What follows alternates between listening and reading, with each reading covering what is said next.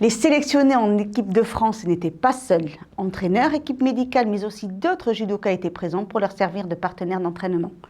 Un Peyrorade a été convié à ce stage terminal. Image.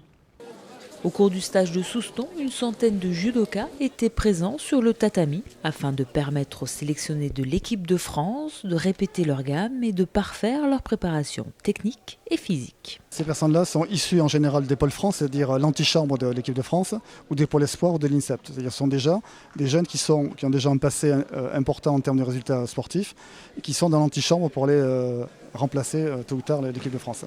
Sélectionné grâce à son investissement et ses résultats au sein du pôle France, Sébastien Delors, issu du club de Peyrorade, a pu participer pour la première fois à un stage de préparation de l'équipe de France pour les championnats du monde. Déjà les rencontrer tous, parce que j'en avais rencontré quelques-uns, mais tous les rencontrer, ouais, c'est impressionnant quand même.